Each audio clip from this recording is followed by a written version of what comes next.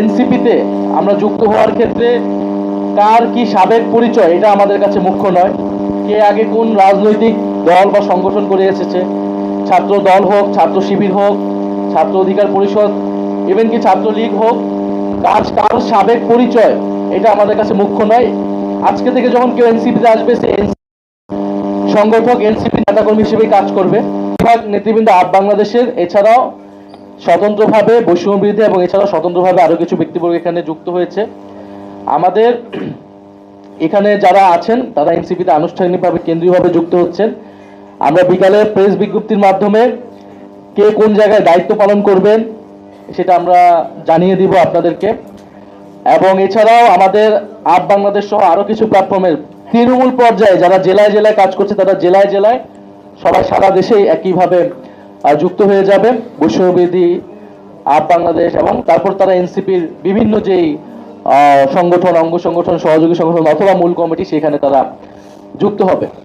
এই বিষয়ে যুক্ত হওয়া বিষয়ে আমি আরো দুই একটি কথা বলতে চাই যে এখানে আমরা এনসিপি গঠিত হওয়ার সময় খুব পরিষ্কারভাবেই বলেছিলাম এখনো যে আমাদের এনসিপিতে আমরা যুক্ত হওয়ার ক্ষেত্রে কার কি সাবেক পরিচয় এটা আমাদের কাছে মুখ্য নয়। কে আগে কোন রাজনৈতিক দল বা সংগঠন করে এসেছে, ছাত্র দল হোক, ছাত্র শিবির হোক, ছাত্র অধিকার পরিষদ, ইভেন কি ছাত্রলীগ হোক, কার সাবেক পরিচয় এটা আমাদের কাছে মুখ্য নয়। আজকে থেকে যখন কেউ এনসিপিতে আসবে সে সংগঠক এনসিপি নেতাকর্মী হিসেবে কাজ করবে, এনসিপির আদর্শকে ধারণ করেই কাজ করবে। তবে কোনো ফ্যাসিজমে অংশগ্রহণকারী, অংশগ্রহণকারী, গণহত্যাকে সমর্থনকারী, চাঁদাবাজ, দুর্নীতির যা অভিযুক্ত, সন্ত্রাস, এই ধরনের কোনো ব্যক্তি কখনোই এনসিপিতে আসতে পারবে না, এনসিপিতে থাকতে পারবে না।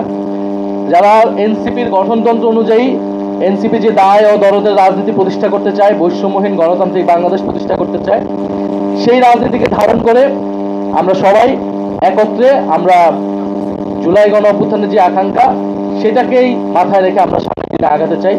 বলে আজকে যারা আসছে তারা আমরা মনে করি তারা আমাদের সাথেই এতদিন ছিলেন, আমরা একসাথেই আসলে ছিলাম, হয়তো প্ল্যাটফর্ম ভিন্ন ছিল। আজকে আমরা আনুষ্ঠানিকভাবে একত্রিত হচ্ছি এবং সারা দেশের তরুণদেরকে আমরা আহ্বান জানাচ্ছি, তরুণদের পাশাপাশি সকল বয়সী মানুষদেরকে আহ্বান জানাচ্ছি, জাতীয় নাগরিক পার্টি এনসিপির হাতকে শক্তিশালী করুন, এনসিপিতে যোগ দিন, এনসিপিকে নানাভাবে সহযোগিতা করুন। এনসিপি এখনো সংস্কারের পক্ষে দৃঢ় ভূমিকা রেখে যাচ্ছে, বিচারের প্রশ্নে আমাদের ভূমিকা থাকবে, বাংলাদেশের সার্বভৌমত্বের প্রশ্নে ভূমিকা রাখবে। সর্বোপরি বাংলাদেশকে নতুন কোনো স্বৈরতন্ত্রে যাতে উদ্ভব না ঘটে এই জন্য তরুণদেরকে ভূমিকা রাখতে হবে।